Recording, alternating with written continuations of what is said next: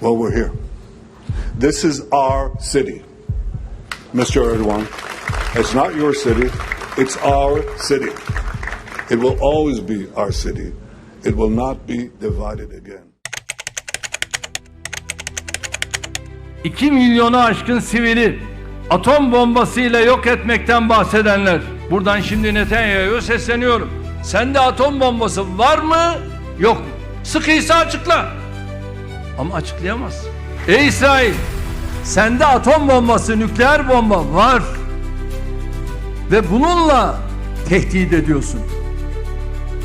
Bunları biz biliyoruz. Artık ecelin geliyor. İstediğin kadar nükleer bombaya sahip ol. Neye sahip olursan ol ama gidicisin. Gündem son birkaç gündür o kadar yoğundu ki dünyanın diğer taraflarında neler olduğunu pek konuşamadık. Oysa İsrail, Katar'ı hedef alan bir hava saldırısı gerçekleştirdi. Polonya ise Rus dronlarını düşürdü. NATO'da Doğu bloğu güçlendirildi ve İsrail Devlet Televizyonu Katar'ın ardından Türkiye'ye saldırı haberlerini gündeme getirdi. Bugün bütün bu gelişmeleri yakından inceleyeceğiz. İsrail birkaç gün önce Doha'nın Dektafya bölgesinde Hamas'ın siyasi kadrosunu hedef alan bir hava saldırısı düzenledi. Buradaki en kritik soru şu: Amerika'nın yakın dostu olan Katar neden İsrail'in saldırısına maruz kaldı? Katar, Filistin'e karşı radikal bir tutum sergilemiyor. Bu saldırı keyfi değilse ki nedeni neydi? Olayın detayları şöyle: Katar, Mısır ve Amerika, Hamas ile İsrail arasında bir rehine anlaşması ve Gazze'de ateşkes sağlanması için arabuluculuk yapıyordu. İsrail ise bu çabaları kesin bir dille reddediyor ve saldırılarını sürdürüyordu. Geçen yılda ateşkes görüşmelerinin başlıca muhatabı olan Hamas'ın lideri İsmail Haniye'yi hedef almıştı. Bu saldırı İsrail'in olası bir ateşkesin önünü kesmek istediğini gösteriyor. Amaç, ılımlı tarafları zayıflatmak ve İsrail'in şiddet temelli diplomasi anlayışını güçlendirmek. Saldırının gerçekleştiği bölge şehrin tamamen dışında değil. Katar açısından kritik bir yer. ABD Hava Kuvvetleri burada büyük bir üsse sahip ve Batı'da bölgeye ciddi yatırımlar yaptı. Katar, diğer Orta Doğu ülkeleri gibi fakir ve düzensiz bir ülke değil.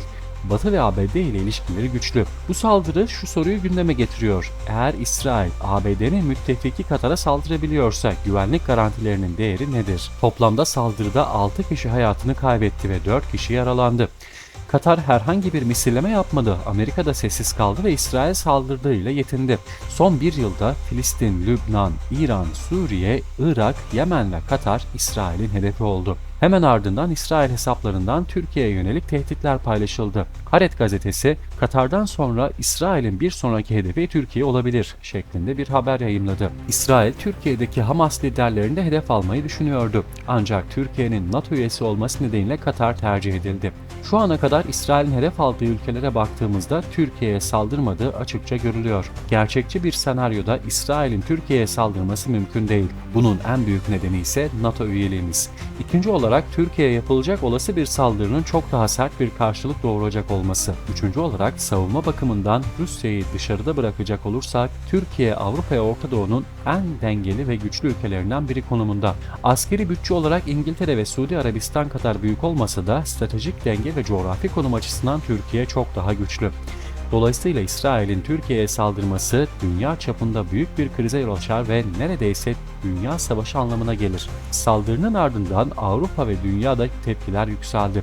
İspanya Başbakanı nükleer silahımız, uçak gemimiz ve petrol lazerlerimiz olmasa da İsrail saldırılarını durdurmaya çalışacağız dedi. Bu açıklama Slovenya, İzlanda ve İrlanda ve Hollanda tarafından da desteklendi.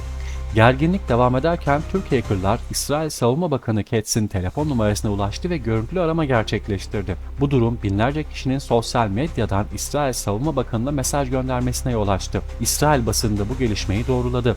Eurovision konusunda da İspanya net duruşu ile dikkat çekti. Bana kalırsa İsrail'in sadece kültürel değil, spor ve diğer uluslararası alanlarda da izole edilmesi gerekiyor.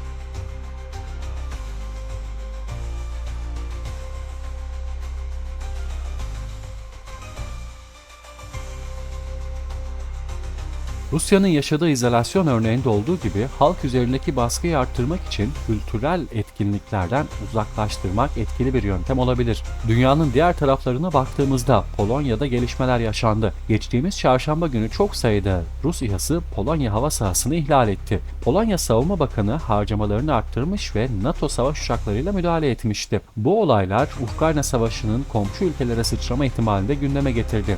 Belarus sinyal karıştırma nedeniyle ihlallerin yanlışlıkla olduğunu iddia etti. Ancak Avrupa liderleri bunun kasıtlı bir provokasyon olduğuna inanıyor. Macron da Avrupa'nın güvenliği önceliğimizdir ve Rusya'nın tehditlerine boyun eğmeyeceğiz dedi. Dün Brüksel'de NATO'nun doğu kanadında yeni bir operasyon duyuruldu. Fransa, Danimarka, Almanya ve İngiltere'den hava ve kara savunma unsurları operasyona katılacak. Savunmadaki boşluklar kapatılacak, kuvvetler ihtiyaç duyulan her noktada yoğunlaştırılacak. Rusya kısa menzilli balistik füzeleri Polonya sınırına yakın bir noktaya konuşlandırdı. Sonuç olarak birkaç gün içerisinde yaşanan bu gelişmeler dünya güvenliğinin artık eskisi kadar da garanti altında olmadığını gösteriyor.